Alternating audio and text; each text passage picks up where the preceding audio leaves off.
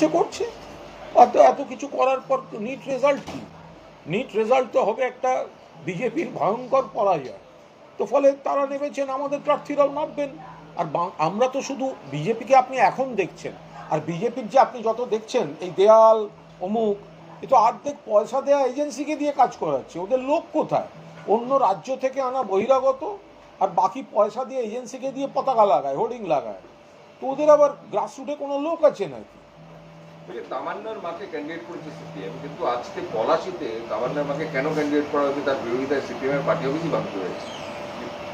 দেখুন, সেটা যদি দলীয় রাজনীতির স্বার্থে কোনো আবেগের ইস্যু, দুঃখজনক ঘটনাকে ব্যবহার করার চেষ্টা করেন, তো তাহলে সেখানে স্থানীয় মানুষের কি প্রতিক্রিয়া হবে সেটা তাদের ব্যাপার। এ ব্যাপারে আমরা কি বলবো বলুন? এটা কি সিপিএম কোনো সেন্টিমেন্ট কার্ড খেলতে চাইলো? সিপিএম যদি, দেখুন, সেন্টিমেন্ট নিশ্চয়ই থাকে। আমাদের কি সেন্টিমেন্ট নেই? একটা বাচ্চা মেয়ে মারা গেল, এবার ফ্যাক্টগুলো আপনাকে বুঝতে হবে। যদি ভুল ব্যাখ্যা করে, বিকৃত রাজনৈতিক ব্যাখ্যা দিয়ে ফায়দা তোলার চেষ্টা হয়, সেখানে মানুষ রিয়াক্ট করে দেন। বলছি নন্দীগ্রামে যে ক্যান্ডিডেট হবে এ নিয়ে তুমুল জল্পনা চলছিল। আজকেই দেখা গেল তালিকা প্রকাশের আগের মুহূর্তে নন্দীগ্রামে যে একজন বিজেপি নেতা জয়েন করলেন অভিষেক বন্দ্যোপাধ্যায়ের। বিজেপি যাদের উপর ভরসা করত তারাই আর বিজেপির উপর ভরসা করেন না। পবিত্র কর ওখানকার একজন দক্ষ সংগঠক, কোনো কারণে হয়তো বিজেপিতে গেছিলেন। তিনি বুঝতে পারছেন যে ওখানকার বিধায়ক হিসেবে, বিতর্কিত বিধায়ক, বাট ওখানকার বিধায়ক হিসেবে শুভেন্দু অধিকারী কোনো কাজ করেননি, গঠনমূলক কাজ করেননি, সমস্যা তৈরি হয়েছে, মানুষের পাশে নেই, শুধু রাজনীতি হচ্ছে, ধর্মের নামে ভেদাভেদ হচ্ছে। তিনি চলে এসছেন। নন্দীগ্রাম পবিত্রকর বিধায়ক লিখে রেখে দিন। নন্দীগ্রামে পবিত্রকর বিধায়ক, ভবানীপুরে বিধায়ক এবং মুখ্যমন্ত্রী মমতা বন্দ্যোপাধ্যায়।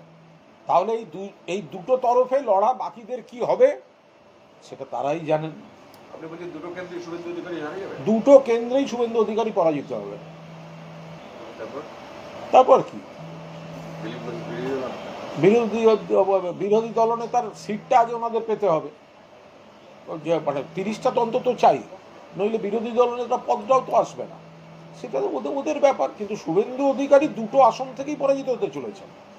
আজকে তৃণমূল কংগ্রেস যে মাস্টার স্ট্রোকটা দিয়েছে, এবং অভিষেক বন্দ্যোপাধ্যায় যাকে জয়েন করালেন, আরে তিনি তো শুভেন্দুদের হয়ে সামলে রাখতেন, কিন্তু তিনি বুঝেছেন যে এটা না, এভাবে হয় না, এতে ক্ষতি হচ্ছে, নন্দীগ্রামের মানুষের ক্ষতি হচ্ছে, শুধু উগ্র ভাষণ এবং ভেদাভেদের রাজনীতি হচ্ছে, মানুষের উপকার হচ্ছে না।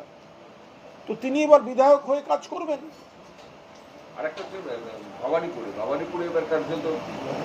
নন্দীগ্রাম তৃণমূল কংগ্রেস জিতবে অন্তত 18,000 ভোটে, আর ভবানীপুর তৃণমূল কংগ্রেস জিতবে 50,000-এর বেশি ভোটে। এবারে নতুন অনেকগুলো মুখ আনা হলো এবং অনেকেই প্রায় 74 জন মতো বাদ হয়ে গেল। শারীরিক বিষয়টা অনেক কিরমভাবে দেখছি? আমি কোনোভাবেই দেখছি না এটা যে কোনো দলের একটা লিস্ট। আপনারা মাননীয় মুখ্যমন্ত্রী মমতা বন্দ্যোপাধ্যায় নিজের লিস্ট ঘোষণা করেছেন, অভিষেক বন্দ্যোপাধ্যায় ঘোষণা করেছেন, দলের নেতৃত্ব একটা সিদ্ধান্ত নিয়ে ঘোষণা করেছেন। আমরা সবাই দলের সৈনিক। কে ক্যান্ডিডেট হচ্ছেন আর কে ক্যান্ডিডেট হচ্ছেন না এটা বড় কথা নয়। আমাদের সবার, কেউ ক্যান্ডিডেটের ভূমিকায় লড়বেন, কেউ প্রচারক বা সংগঠকের ভূমিকায় লড়বেন। সকলের একটাই উদ্দেশ্য হচ্ছে বাংলার মানুষের অধিকারের স্বার্থে, বাংলার উন্নয়নের স্বার্থে মমতা বন্দ্যোপাধ্যায়কে চতুর্থবারের জন্য মুখ্যমন্ত্রী হিসেবে ফিরিয়ে আনা। মিটে গেল। আপনি কি মুখপাত্র হিসেবে দিল্লি এরকম ব্রিফ করবেন? আমি যখন আমার কাছে কেউ কোনো প্রতিক্রিয়া চাইলে আমি তো সবসময় অ্যাভেলেবল।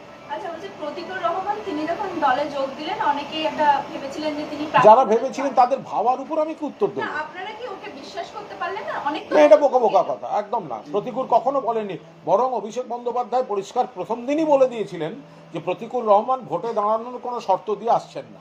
এটা তো প্রথম দিনই বলেছেন। কেন ছেলেটিকে শুধু শুধু অসম্মান করছেন? কেউ একবারও বলেনি প্রতিকুর রহমান প্রার্থী বা প্রতিকুর রহমান হতে চেয়েছেন। তিনি একটা রাজনীতি করতেন, সেটার ভুল বুঝেছেন, সেটার মমতা বন্দ্যোপাধ্যায়ের আন্দোলনের প্রতি আস্থা রেখে তিনি অভিষেক বন্দ্যোপাধ্যায়ের হাত দিয়ে সংগঠনে জয়েন করেছেন, কাজ করবেন, আগামী দিনে অনেক বড় দায়িত্বে কাজ করবেন। কিন্তু তার সঙ্গে এইভাবে এই তুলনা করে তাকে ছোট করার কোনো অধিকার কারণ নেই। বলছি মমতা বন্দ্যোপাধ্যায় চিরকাল সব মানে পলিটিক্যাল বেল্টের বাইরের লোকজনদের ক্যান্ডিডেট করেন। এই বিধানসভা নির্বাচনে দেখা গেল মানে সেলিব্রিটি জগতের কাউকে সেই অর্থে অনেকেই আছেন তো লিস্টে, নতুন করে না অনেক লিস্টে আছে, যেমন রাজ আছে, আগে থেকে ছিল। না যারা আছেন তারাই তো যথেষ্ট সংখ্যক ছিলেন। দেখুন, তৃণমূল কংগ্রেসের ক্যান্ডিডেট লিস্ট এটা হচ্ছে একটা ইনহেরেন্ট কোয়ালিশন। মমতা বন্দ্যোপাধ্যায় 1998 সালের প্রথম নির্বাচন থেকে এটা দেখিয়ে এসেছেন যে তৃণমূল কংগ্রেসের প্রার্থী তালিকা মানে শুধুমাত্র পলিটিক্যাল হোল টাইমাররা নন, সেখানে বিশিষ্ট চিকিৎসক থাকবেন, শিক্ষক থাকবেন, অধ্যাপক থাকবেন, ব্যবসায়ী থাকতে পারেন, খেলোয়াড় থাকবেন, অভিনেতা অভিনেত্রী, গায়ক গায়িকা থাকতে পারেন, অর্থাৎ সমাজ আমলা থাকতে পারেন। সমাজের সব অংশের মানুষের প্রতিনিধিত্ব সংসদীয় গণতন্ত্রে। তো এইটা তো তৃণমূল কংগ্রেসের ক্যান্ডিডেট লিস্টের স্পেশাল ক্যারেক্টার, অভিনব character from the very first election. ফলে এইভাবেই এই জন্যই তৃণমূল কংগ্রেস সমাজের সব অংশের মানুষের কাছে গ্রহণযোগ্য করছে। এত কিছু করার পর নিট রেজাল্ট কি? নিট রেজাল্ট তো হবে একটা বিজেপির ভয়ঙ্কর পরাজয়। তো ফলে তারা নেমেছেন, আমাদের প্রার্থীরাও নামবেন। আর আমরা তো শুধু বিজেপিকে আপনি এখন দেখছেন, আর বিজেপির যে আপনি যত দেখছেন এই দেয়াল অমুক, এ তো অর্ধেক পয়সা দেওয়া এজেন্সিকে দিয়ে কাজ করাচ্ছে। ওদের লোক কোথায়? অন্য রাজ্য থেকে আনা বহিরাগত, আর বাকি পয়সা দিয়ে এজেন্সিকে দিয়ে পতাকা লাগায়, হোর্ডিং লাগায়। তো ওদের আবার গ্রাসরুটে কোনো লোক আছে নাকি? তামান্নার মাকে ক্যান্ডিডেট করেছে সিপিএম, কিন্তু আজকে পলাশিতে তামান্নার মাকে কেন ক্যান্ডিডেট করা হয়েছে তার বিরোধিতায় সিপিএম এর পার্টি অফিসই ভাঙতে হয়েছে। দেখুন, সেটা যদি দলীয় রাজনীতির স্বার্থে কোনো আবেগের ইস্যু, দুঃখজনক ঘটনাকে ব্যবহার করার চেষ্টা করেন, তো তাহলে সেখানে স্থানীয় মানুষের কি প্রতিক্রিয়া হবে সেটা তাদের ব্যাপারে। ব্যাপারে আমরা কি বলবো বলুন? এটা কি সিপিএম কোনো সেন্টিমেন্ট কার্ড খেলতে চাইলো? সিপিএম যদি, দেখুন, সেন্টিমেন্ট নিশ্চয়ই থাকে। আমাদের কি সেন্টিমেন্ট নেই? একটা বাচ্চা মেয়ে মারা গেল, এবার ফ্যাক্টগুলো আপনাকে বুঝতে হবে। যদি ভুল ব্যাখ্যা করে, বিকৃত রাজনৈতিক ব্যাখ্যা দিয়ে ফায়দা তোলার চেষ্টা হয়, সেখানে মানুষ রিয়াক্ট করে দেন। বলছি নন্দীগ্রামে যে ক্যান্ডিডেট হবে এ নিয়ে তুমুল জল্পনা চলছিল। আজকেই দেখা গেল তালিকা প্রকাশের আগের মুহূর্তে নন্দীগ্রামে যে একজন বিজেপি নেতা জয়েন করলেন অভিষেক বন্দ্যোপাধ্যায়ের হাতে। বিজেপি যাদের উপর ভরসা করত তারাই আর বিজেপির উপর ভরসা করেন না। পবিত্র কর ওখানকার একজন দক্ষ সংগঠক, কোনো কারণে হয়তো বিজেপিতে গেছিলেন। তিনি বুঝতে পারছেন যে ওখানকার বিধায়ক হিসেবে, বিতর্কিত বিধায়ক, বাট ওখানকার বিধায়ক হিসেবে শুভেন্দু অধিকারী কোনো কাজ করেননি, গঠন